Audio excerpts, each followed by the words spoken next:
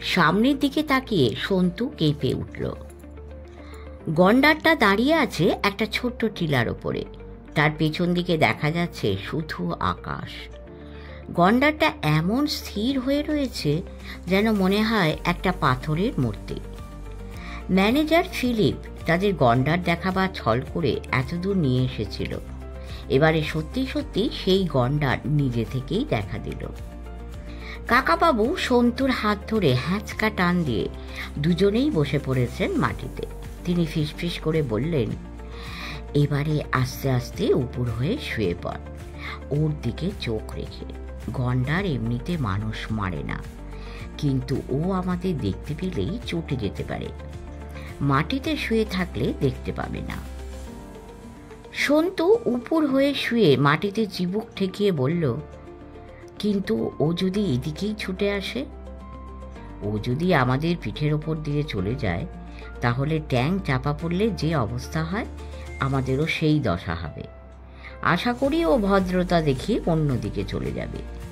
আর যদি সত্যি এদিকে দৌড়ে আসে, তাহলে আমরা দুজনে দুদিকে গড়িয়ে যাব, বুঝলি? তাতে অন্তত একজন বাঁচব। গন্ডারটি এক জায়গায় দাঁড়িয়ে এদিকেই তাকিয়ে আছে। কি দেখছে কে জানে। অন্য বড় জন্তুরা একসঙ্গে অন্তত ৩-৪ জন থাকে। গন্ডারটি কিন্তু একলা। বিশাল তার চেহারা। গন্ডারটি যখন টিলার ওপাশ দিয়ে উঠে এসেছে, তখন ওই দিকেই তার যাওয়ার ইচ্ছে। হঠাৎ পিছনে একটা শব্দ হতে সন্তু চকিতে একবার পিছনে তাকাতেই তার বুক হিম হয়ে গেল। তাদের পেছনে, ঠিক পেছনে নয়, ডান দিকে কোনাকুনি দাঁড়িয়ে আছে ৩টে হাতি। ৩টেই দাঁতাল। তাদের মধ্যে একটা সুর তুলে ডাকছে। কাকাবাবু বললেন, শুয়ে থাকা ছাড়া আর কিছু করার নেই রে সন্তু। একদম চুপ করে থাক, একটুও নড়াচড়া করবি না। সন্তু একবার ভাবল সামনে বা পিছনে তাকাবে না, অথচ না তাকিয়েও পারছে না। গন্ডারটি যেমন এক জায়গায় স্থির হয়ে আছে, তেমনি হাতি ৩টেও আর এগোচ্ছে না। তবে ৩জনেই একসঙ্গে সুর দোলাচ্ছে ঘন ঘন। এক একটা মিনিট যেন এক এক ঘন্টা। কতক্ষণ ওরা দাঁড়িয়ে থাকবে? ওরা কি পরস্পরকে তাড়া করবে? মাঝপথে সন্তুদের চিড়ে চ্যাপ্টা করে দিয়ে? গন্ডার আর হাতিদের মধ্যে শত্রুতা থাকে না বন্ধুত্ব? একসময় গন্ডারটি পিছন ফিরে আস্তে আস্তে নেমে গেল টিলার অন্যদিকে। যে পথ দিয়ে এসেছিল সেই পথে। সন্তু সঙ্গে সঙ্গে ধর্মর করে উঠে বসল। তার ধারণা এবারে বাঁচতে হলে হাতিদের কাছ থেকে ছুটে পালাতে হবে। কিন্তু হাতিগুলোও পেছন ফিরেছে। তারাও গদায় লস্করি চালে ফিরে যেতে লাগলো। কাকাবাবু উঠে বসে কোটে ধুলো ঝাড়তে ঝাড়তে বললেন, এইসব জানোয়াররা কি ভদ্র দেখলি? ওরা একদল অন্যের কাছে ঘেঁষাঘেঁষি করতে চায় না, আবার কেউ কারোর পথও আটকায় না। গন্ডারটা হাতিদের পথ ছেড়ে দিল। হাতিরাও ভাবল গন্ডারটাই থাক, আমরা ফিরে যাই। সন্তু আচ্ছন্ন গলায় বলল, সত্যি ওরা ফিরে গেল? আমাদের দেখতে পাইনি? আরে ওদের কাছে আমরা তো এলেবেলে, আমাদের দেখলেও ওরা গ্রাহ্যই করতো না। আমরা কার জন্য বেঁচে গেলাম বলতো? গন্ডারটার জন্য না হাতিগুলোর জন্য? বলা শক্ত। হঠাৎ গম্ভীর হয়ে গিয়ে কাকাবাবু বললেন, কিন্তু ভেবে দেখ, যারা লুকিয়ে শিকার করে, যাদের বলে পোচার, সেই রকম দুজন যদি এখানে উপস্থিত থাকতো আমাদের বদলে, তাহলে কি হতো? এরকম নির্জন জায়গায় গন্ডারটা, হাতিগুলো একটাও বাঁচত না। আজকাল লাইট মেশিন গান দিয়ে এইসব বড় বড় জানোয়ার মেরে ফেলাও খুব সোজা। একটা দীর্ঘশ্বাস ফেলে তিনি বললেন, চল আবার যাত্রা শুরু করি। ওই যে সামনের বড় গাছটা দেখছিস, ওই দিকে যাব। একটা নির্দিষ্ট কিছু দেখে এগোতে হবে, নইলে এত বড় মাঠের মধ্যে দিক হারিয়ে ফেলব। এক পা বাঁধা মোরগের মতো কাকাবাবু লাফিয়ে লাফিয়ে এগোতে লাগলেন। সন্তু দেখল একটু বাদেই ঘামে কাকাবাবুর পিঠ একেবারে ভিজে গেছে। এরকমভাবে লাফিয়ে লাফিয়ে যাওয়া দারুণ পরিশ্রমের ব্যাপার। এমনভাবে মানুষ কত দূর যেতে পারে। তবু কাকাবাবুর অদম্য উৎসাহ। বড় গাছটার কাছে পৌঁছে সন্তু ভাবল এখানে একটু বিশ্রাম নেওয়া হবে, কিন্তু কাকাবাবু সেখানে না থেমে বললেন, চল হাঁপিয়ে না যাওয়া পর্যন্ত ওই সামনের বাঁশ ঝাড়টা অবধি যাই। অবশ্য ওঠার খুব কাছে যাওয়া ঠিক হবে না, ভেতরে কোনো জন্তু থাকতে পারে। আরেকটু যাওয়ার পরেই সন্তু শুনতে পেল কাকাবাবু ঠিক হাঁপড়ের মতো নিঃশ্বাস ফেলছেন।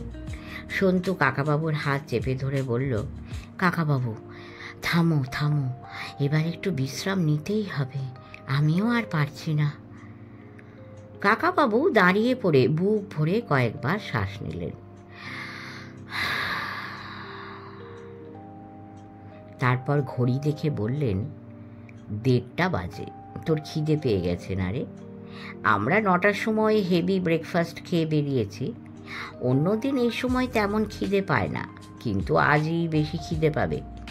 খিদে জিনিসটা খুব বাজে, সুবিধে অসুবিধে গ্রাহ্যও করে না। সন্তুর পেটে দাও দাও করে খিদের আগুন জ্বললেও সে কথা ভাবছে না।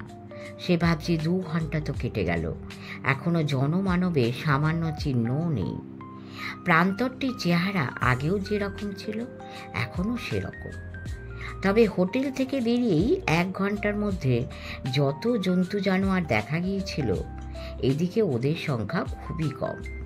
সেই গন্ডার ও হাতি 3টের পর মাঝখানে ওরা শুধু 2টো উট পাখি দেখতে পেয়েছিল। সে 2টো দেখে কাকাবাবু বলেছিলেন, ইস, কোনো ক্রমে যদি ওদের ধরে ওদের পিঠে চাপা যেত, ওরা ঘন্টায় 30 মাইল বেগে ছোটে। এরকম অবস্থার মধ্যেও কাকাবাবুর কথা শুনে হেসে ফেলেছিল সন্তু। কাকাবাবু আবার বললেন, কতদিন তো আমরা সকালে খেয়ে বেরোই, রাত্রিরের আগে আর খাওয়াই হয় না। মনে কর আজকের দিনটাও সেরকম। সন্তু বলল, কাকাবাবু রাত্রিরে আমরা কোথায় খাবো? সন্তুর পিঠ চাপড়ে দিয়ে কাকাবাবু বললেন, হবে হবে, একটা কিছু ব্যবস্থা হয়ে যাবে। আগে থেকেই অত ঘাবড়াচ্ছিস কেন? চল বাঁশঝাড়টা পেরিয়ে আর একটা কোনো নিশানা ঠিক করি, থামলে চলবে না। বাঁশঝাড়ের কাছাকাছি গিয়ে ওদের থামতে হলো। এই প্রথম ওরা দেখতে পেল সাপ। আফ্রিকাতে কোনো কিছুই কম কম নয়। আমাদের দেশে একসঙ্গে 1টা কি 2টো সাপ দেখতে পাওয়াই যথেষ্ট। এখানে ওরা বাঁশঝাড়ের বাইরেই দেখতে পেল 11টা।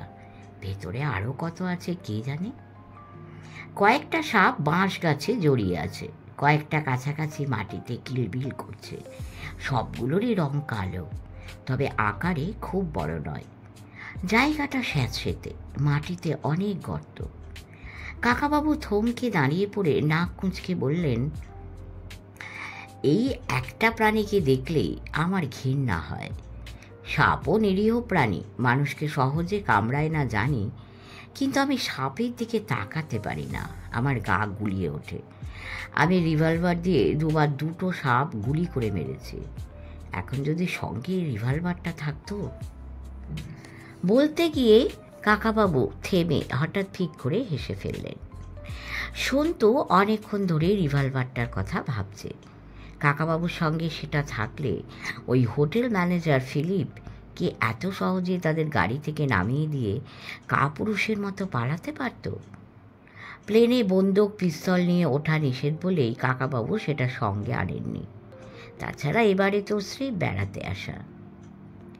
সন্তুর মনের কথাটাই যেন বুঝতে পেরে কাকাবাবু বললেন, রিভলভারটা সঙ্গে আনিনি, ভালোই হয়েছে।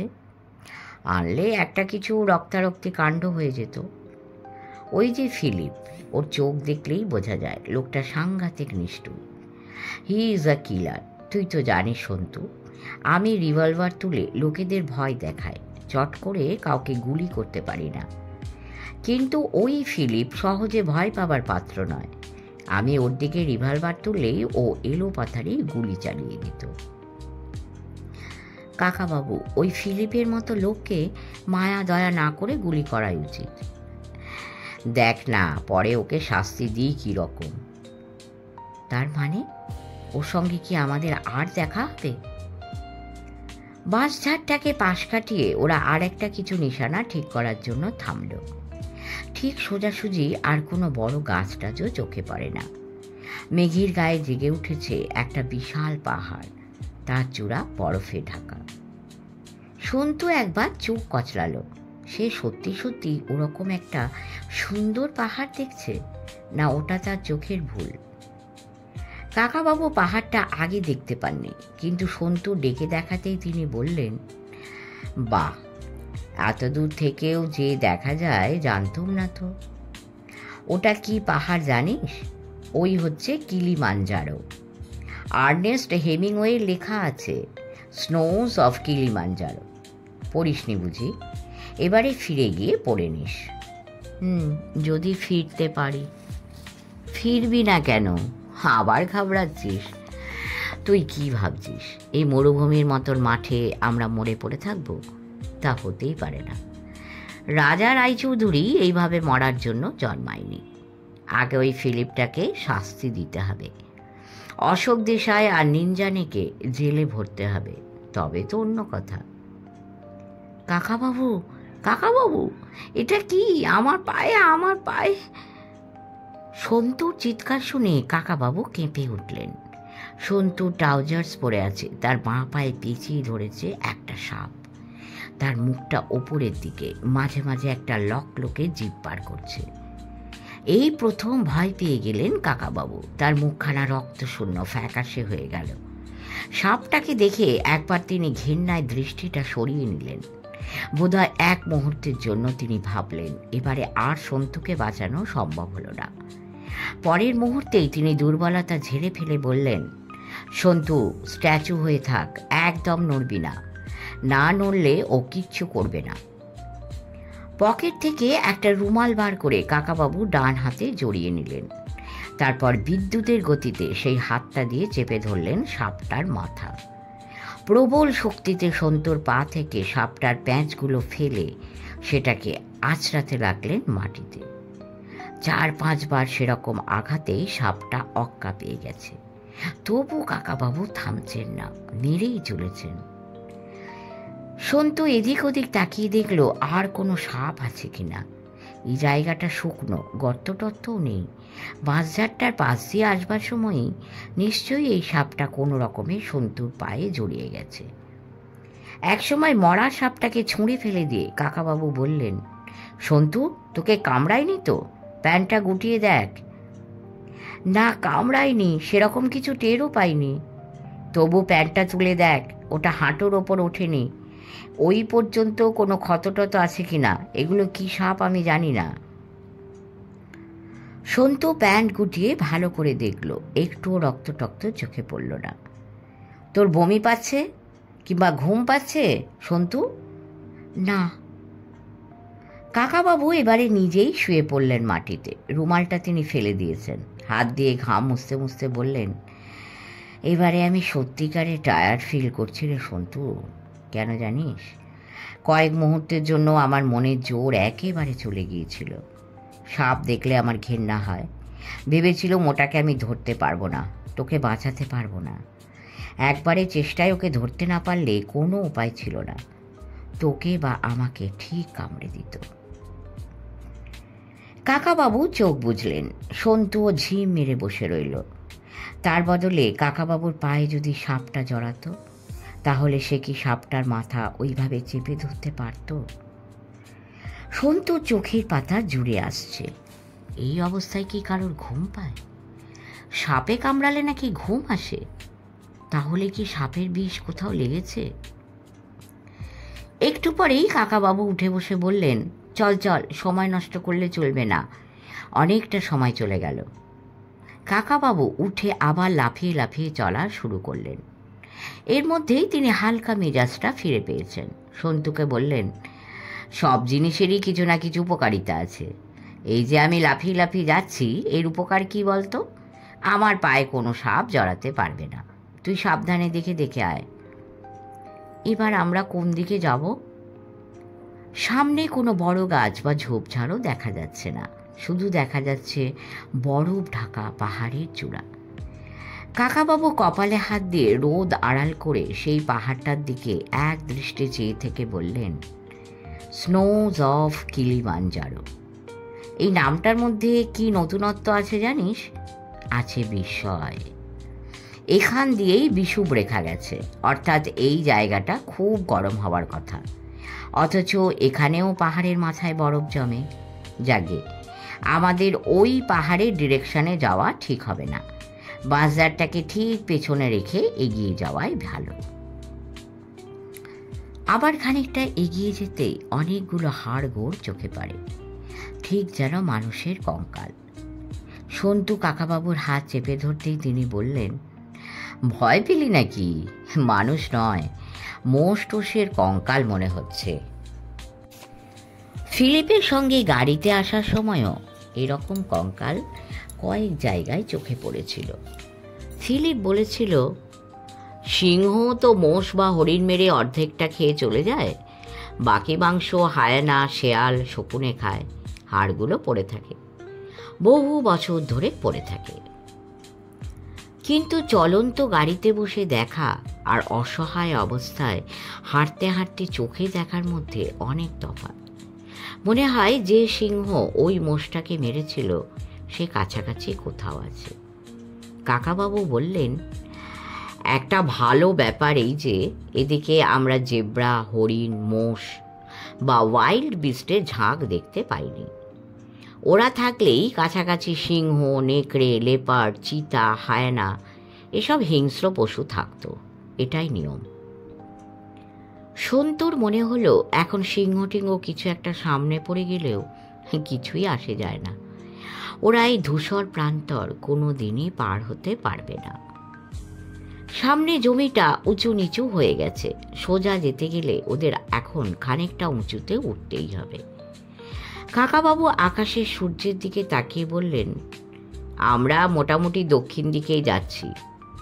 যদি তানজানিয়ার সীমান্তে পৌঁছতে পারি তাহলে নিশ্চয়ই মানুষজনের দেখা পেয়ে যাব। সন্তু খানিকটা হতাশভাবে বলল, কাকাবাবু, ফিলিপ যে জায়গাটায় আমাদের ফেলে দিয়ে গেছে সে নিশ্চয়ই হিসেব করেই দেখে নিয়েছে। সে জানে ওখান থেকে আর কোনোদিনই আমরা মানুষের কাছে পৌঁছতে পারবো না। কাকাবাবু মৃদু ধমক দিয়ে বললেন, আবার তুই ওইসব অলক্ষণে কথা বলছিস? ফিলিপ কি জানে যে একটা খোঁড়া লোকও বিনা ক্রাচে 10 মাইল পার হতে পারে এই মাঠের মধ্য দিয়ে? আমরা 10 মাইলের বেশি চলে এসেছি। লাফিয়ে লাফিয়ে চলা এমনিতেই কষ্টকর, উঁচুতে ওঠা আরও অনেক বেশি কষ্টের। কাকাবাবু সেই চেষ্টা করতে যেতে সন্তু বলল, তুমি এখান দিয়ে উঠো না, চলো আমরা খানিকটা ঘুরে যাই, অন্য কোথাও নিচু জায়গা নিশ্চয়ই পাওয়া যাবে। না, তাতে সুবিধে হবে না, এরকম ফাঁকা জায়গায় একটা অন্তত দিক ঠিক না রাখলে আমরা গোলক ধাঁধায় পড়ে যাব, একই জায়গায় বারবার ঘুরব। চল, আমি ঠিক পেরে যাব। কাকাবাবু দাঁত দিয়ে ঠোঁট কামড়ে রইলেন, যাতে মুখ দিয়ে না নিঃশ্বাস বেরোয়। জোরে জোরে লাফিয়ে তিনি সন্তুর আগে এলেন উঠে, তারপর বুক ভরে নিঃশ্বাস নিতে নিতে বললেন, এবার আমাদের একটু বেঁকতেই হবে। মাঠটা যেখানে ঢালু হয়ে গেছে সেখানে একটা ঘাসবন, তারপর অনেকটা উঁচু জায়গা, উই ঢিপির মতো কি সব উঁচু উঁচু হয়ে আছে। ডান দিকের কোণে ছোট ছোট গাছের একটা জঙ্গল, এক মানুষ উঁচু গাছ। কাকাবাবু বললেন, ওই ঘাস বনে ঢোকা ঠিক হবে না, নেকড়ে আর লেপার্ডের লুকিয়ে থাকার প্রশস্ত জায়গা। ওই উই ঢিপিগুলোকেও আমার ঠিক বিশ্বাস হচ্ছে না, ওখানে ইঁদুরের গর্ত থাকলে সাপও থাকবে। তার থেকে বরং ওই জঙ্গলটাই নিরাপদ, গাছগুলো ফাঁকা ফাঁকা আছে, ভেতরটা দেখা যাবে। তাছাড়া ছোট গাছ ভেঙে দুটো লাঠি তৈরি করতে হবে, হাতে একটা কিছু অন্তত অস্ত্র থাকলে মনে আরও জোর পাওয়া যাবে, কি বল? তাছাড়া একটা লাঠি আমার এই পায়ে জড়িয়ে নিলে আমি আরেকটু ভালোভাবে লাফাতে পারবো। চল, আমরা ওপর দিয়েই ডান দিকে এগিয়ে যাই, তারপর নিচে নামব। হঠাৎ ঝুপঝুপ করে বৃষ্টি নেমে গেল, বেশ রোদ ছিল আকাশে। কখন মেঘ এসে গেছে ওরা খেয়ালও করেনি। এতক্ষণে সন্তু খেয়াল করলো যে তেষ্টায় তার গলা শুকিয়ে কাঠ হয়ে গেছে। জামা টামাগুলো ঘামে ভিজে সপসপে হয়ে আছে একেবারে। এই বৃষ্টির স্নান বেশ ভালোই লাগলো ওদের। সন্তু আকাশের দিকে মুখটা হাঁ করে রইল। এছাড়া জল পান করার তো আর কোনো উপায় নেই। মাটি এখানে এত শুকনো যে বৃষ্টি পড়া মাত্র শুকিয়ে যাচ্ছে। হোটেলে থাকতে কে যেন বলেছিল কয়েক মাস ধরে এখানে খরা চলছে। ঘাস বনটার রঙও কেমন যেন হলদেটে হয়ে গেছে। খানিকক্ষণ বৃষ্টিতে ভিজেই সন্তু শীত করতে লাগলো। রীতিমতো কাঁপুনি দিচ্ছে শরীরে। কাকাবাবু নিজের কোটটা আগেই খুলে নিয়েছিলেন। সন্তুকে বললেন, সোয়েটারটা খুলে ফেল, শীত লাগলেও গায়ে ভিজে সোয়েটার থাকা ঠিক নয়। সৌভাগ্যের বিষয় মিনিট 10 মধ্যেই থেমে গেল বৃষ্টি। আবার রোদ্দুরে ঝিলিক দেখা গেল। কাকাবাবু বললেন, ঘাস বনটা পার হয়ে এসেছি, এখন কোনাকুনি যেতে পারলে জঙ্গলটায় তাড়াতাড়ি পৌঁছানো যেত। কিন্তু ওই ঢিপিগুলোর পাশ দিয়ে যাওয়া কি ঠিক হবে? এক কাজ করা যাক, উঁচু জায়গাটায় কিছু কিছু পাথর ছড়ানো আছে। কাকাবাবু কয়েকটা বড় বড় পাথর তুলে নিয়ে একটা ওই ঢিপি টিপ করে ছুঁড়তে লাগলেন। তার দেখা দেখি সন্তুও কয়েকটা পাথর ছুঁড়তে লাগলো একই ঢিপি লক্ষ্য করে। গোটা তিনেক পাথর একটা ঢিপির গায়ে লাগতেই একটা কাণ্ড ঘটল। তলা থেকে মাঝারি সাইজের একটা প্রাণী লাফ দিয়ে বেরিয়ে এসেই ছুটল প্রাণপণে। কাছাকাছি গর্ত থেকে বেরিয়ে এলো এইরকম আরও 2-3টে। এত জোরে তারা ছুটতে লাগলো যেন অলিম্পিক প্রতিযোগিতায় নাম দিয়েছে। কাকাবাবু চেঁচিয়ে উঠলেন, দাঁতাল শুয়োর এগুলোকে বলে, ওয়ার্ড হগ। এরা গর্তে লুকিয়ে থাকে। এরা মানুষকে অ্যাটাক করে কি জানি, তবে এগুলো তো তেমন বড় নয়। আসল ওয়াইল্ড বোর অনেক তেল্লায় তেল্লায় সাইজের হয়। যাকে ওদের কাছাকাছি না যাওয়াই ভালো। ওরা যে উঁচু জায়গাটায় দাঁড়িয়ে আছে সেটা যেন হঠাৎ থেমে যাওয়া একটা ঢেউয়ের পিঠের মতো। দুদিকটা ঢালু। এখানে সুবিধে হচ্ছে এই যে দুদিকের অনেকখানি দেখা যায়, দুদিকেই কোনো আশার চিহ্ন নেই। ঢেউয়ের পিঠের ওপর দিয়ে এগোতে এগোতেই ওরা জঙ্গলটার কাছে পৌঁছে গেল। এবারে নামতে হবে। ঢালু জায়গা দিয়ে লাফিয়ে লাফিয়ে ওঠার চেয়েও নামা অনেক শক্ত, যে কোনো মুহূর্তে উল্টে পড়ে যাবার সম্ভাবনা। কাকাবাবু বসে পড়ে দুহাত দিয়ে ঘষ্টাতে ঘষ্টাতে নামতে লাগলেন।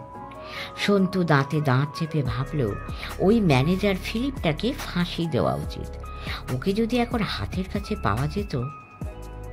নিচে নেমেই সে কাকাবাবুকে জিজ্ঞেস করল, নাইরোবিতে যারা আমাদের সাবধান করতে চেয়েছিল তারা কি জানতো যে এখন আমাদের এই অবস্থা হবে? কাকাবাবু বললেন, মনে হয় খানিকটা জানতো। এখন ভেবে দেখ, সে আমাদের উপকারী করতে চেয়েছিল। যে গাড়ি চাপা দিতে এসেছিল তাদের শুধু ভয় দেখানোই ছিল উদ্দেশ্য। ইচ্ছে করলেই সে আমাদের একজনকে অন্তত চাপা দিয়ে মেরে ফেলতে পারত। ফোন করে সেই আমাদের ফিরে যেতে বলেছিল। তাহলে সে কে? সে কি আমাদের কোনো বন্ধু? অমলদা, মঞ্জু বৌদি তো এতখানি জানার কথা নয়। তাছাড়া গাড়ি চাপা দিতে আসার ব্যাপারটা তো অমলদার হতেই পারে না। না, অমল নয়। সে নিশ্চয়ই এমন একজন কেউ যে শত্রুপক্ষের মধ্যে থেকেও আমাদের বন্ধু। কাকাবাবু, অশোক দেশাই কি করে আমাদের শত্রু হলো? আমেদাবাদ থেকে তার কাকা ভুলাভাই দেশাই আমাদের এখানে পাঠিয়েছেন। ভুলাভাই নিশ্চয়ই তার ভাইপোর আসল ব্যাপারটা জানে না। অশোক দেশাইও আগে বুঝতে পারিনি আমি হ্যারি ওটাঙ্গোর এতটা খোঁজ খবর নেব। বিকেল হয়ে গেল, এখন আমরা কোনো মানুষের চিহ্ন দেখলুম না। আরো ঘন্টা দেড়েক দিনের আলো থাকবে। চল, জঙ্গলে ঢুকে দুখানা লাঠি তো বানায় আগে। জঙ্গলের কাছাকাছি এসে শোনা গেল সেখানে গাছপালার মধ্যে নানা রকম শব্দ হচ্ছে। কারা যেন সরসর করে গাছের ডাল ভাঙছে। দুজনেই থমকে দাঁড়িয়ে পড়ল। মানুষ আছে জঙ্গলের মধ্যে? কাকাবাবু ফিসফিস করে বললেন, হাতি। হাতির পাল ঢুকেছে। আমাদের ঢোকার আশা নেই। বসে পড়, আর কিছু করার নেই এখন। একটা পাথরের চায়ের আড়ালে ওরা বসার জায়গা করে নিল। অনেকক্ষণ তাকিয়ে থাকতে দেখা গেল চলন্ত হাতির পা, ছোট বড় নানা রকম। হাতিদের পুরো একটা যৌথ পরিবার। এখানকার গাছগুলোতে সদ্য কাঁচা কাঁচা সবুজ সবুজ পাতা গজিয়েছে। এই গাছ বোধহয় হাতিদের প্রিয় খাদ্য। প্রায় 1 ঘন্টা পরে হাতির পাল বেরিয়ে এলো জঙ্গল থেকে, প্রায় 15-16টা। তাদের মধ্যে সবচেয়ে যেটা বড় সেটা যেন একটা চলন্ত পাহাড়। এক একটা কানই যেন দুর্গাপুজোর বিরাট পাখার মতো। দাঁত দুটো যেন দুটো সাদা থাম। আবার ওই তলে খুব ছোট ছোট দুধের বাচ্চাও রয়েছে। দেখলে গণেশ গণেশ মনে হয়। এক একটা বাচ্চা পিছিয়ে পড়লেই মা হাতি ঘুরে তাকিয়ে ডাকছে। পুরো দলটাই আছে বেশ খোশ মেজাজে, এদিকে ওদিকে তাকাচ্ছে না। আস্তে আস্তে পা ফেলে সুর দোলাতে দোলাতে চলে গেল ঘাস বনের দিকে। আরও কিছুক্ষণ অপেক্ষা করে যখন বনের মধ্যে আর কোনো শব্দ পাওয়া গেল না, তখন কাকাবাবু উঠে দাঁড়িয়ে বললেন, চল। হাতির পাল আসায় একটা সুবিধে হলো এই যে তারা অনেক গাছের ডাল ভেঙে রেখে গেছে। সন্তুদের আর সে পরিশ্রম করতে হলো না, বরং পছন্দ মতো 2খানা ডাল বেছে নিতে পারল। কাকাবাবু বললেন, এই তো বেশ চমৎকার হলো, এবার আমি অনেক সহজে যেতে পারবো। চল তাড়াতাড়ি বনটা পেরিয়ে যায়, অন্ধকার হয়ে গেলে এখানে থাকা ঠিক হবে না। এই বনে বেবুন ছাড়া আর কোনো প্রাণীর সন্ধান পাওয়া গেল না। মাটিতে কয়েকটা বেবুনকে ঘুরতে দেখে সন্তু প্রথমে মানুষ ভেবে চমকে উঠেছিল। আশার ছলনা, তার মনটা দমে গেল আবার। সারাদিনের পরিশ্রমে পা আর চলতে চাইছে না। পেটের মধ্যে খিদেটা ধিকি ধিকি করে জ্বলছে। জঙ্গলটা পার হবার একটুক্ষণ যেতেই দেখা গেল একদিকের আকাশ লাল হয়ে গেছে, সূর্য ডুবতে বসেছে। হাতির পাল তাদের অনেকটা সময় খরচ করিয়ে দিয়েছে। কাকাবাবু বললেন, তাই তো রে, একটু বাদেই অন্ধকার হয়ে যাবে, আর তো হাঁটা যাবে না। রাত্রির জন্য তো একটা ব্যবস্থা করতে হয়। সন্তু চুপ করে রইল, তার শুয়ে পড়তে ইচ্ছে করছে। ফাঁকা জায়গায় খানিক দূরে ছাতিম গাছের মতন ডালপালা ছড়ানো একটা গাছ একা দাঁড়িয়ে আছে, তার ওপাশে আর কিছুই দেখা যায় না। চল সন্তু, ওই গাছতলায় গিয়ে আমরা বসি, একটু জিরিয়ে নেওয়া যাক। তুই তো গাছে উঠতে পারবি, তুই গাছে উঠে বসে থাকবি রাতটা, আমি নিচে বসে পাহারা দেব। এত দুঃখের মধ্যেও সন্তুর হাসি পেল। সামান্য একটা লাঠি নিয়ে কাকাবাবু কি পাহারা দেবেন? গাছতলায় পৌঁছেই সন্তু ধপাস করে শুয়ে পড়ল। কাকাবাবু বসে বিড়বিড় করলেন, এমন একটা বাজে জঙ্গল, তাতে কোনো ফলের গাছও নেই। হাতির খাবার হবার জন্যই যেন জঙ্গলটা তৈরি হয়েছে, মানুষের জন্য নয়। তারপর নিজের ডান পায়ে হাত বুলোতে বুলোতে বললেন, এতক্ষণ ধরে লাফিয়ে আমার পাটা ফুলে গেছে, কাল সকালে হাঁটতে মুশকিল হবে। এরপর দুজনে চুপ করে বসে রইল বেশ কিছুক্ষণ। সব কথা ফুরিয়ে গেছে। সমস্ত আকাশটা লালচে হয়ে গেল এর মধ্যে। তারপর আস্তে আস্তে কালোর ছোঁয়া লাগতে লাগলো। এক ঝাঁক চিল, না বাজ পাখি না শকুন, কি যেন উঠছে ওদের মাথার উপরে। কয়েকটা এসে বসলো ছাতিমের মতো গাছটার মগডালে। একসময় কাকাবাবু ক্ষোভের সঙ্গে বলে উঠলেন, তাহলে কি ওই ম্যানেজার ফিলিপটাই জিতে যাবে, আমরা হারব? না, তা হতেই পারে না। সন্তু কান খাড়া করে বলল, কাকাবাবু, কিসের শব্দ? কুকুর ডাকছে? কোথায়? আমি তো শব্দ শুনতে পাচ্ছি না। হ্যাঁ, আমি শুনেছি একবার, ওয়াইল্ড ডগস। সন্তু তড়াক করে উঠে পড়ে সেই জঙ্গলের দিকে মুখ ফিরিয়ে দেখল ষাঁড় বেঁধে 8-10টি মানুষের মতো কি যেন প্রাণী যাচ্ছে ঝুঁকে ঝুঁকে লাফিয়ে লাফিয়ে। বেবুন নয়, বেবুনের চেয়ে অনেক বড়। কাকাবাবু, গরিলা, গরিলা! ধ্যাত, কি বলছিস? এখানে আবার গরিলা আসবে কোথা থেকে? এদেশে গরিলা নেই। ভয় পেয়ে তোর মাথা খারাপ হয়ে গেল নাকি? ওই যে, ওই যে! কাকাবাবু এবারে দেখতে পেলেন। সঙ্গে সঙ্গে তিনি আনন্দে চিৎকার করে উঠলেন, মানুষ মানুষ, ওই তো মানুষ দেখা যাচ্ছে, সন্তু ডাক ডাক, গলা ফাটিয়ে ডাক। ঝট করে নিজের জামাটা খুলে তিনি লাইটার জেলে তাতে আগুন ধরিয়ে দিলেন। তারপর সেই জ্বলন্ত জামাটা লাঠির ডগায় জড়িয়ে ঘোরাতে ঘোরাতে তিনি চেঁচাতে লাগলেন, হেল্প হেল্প।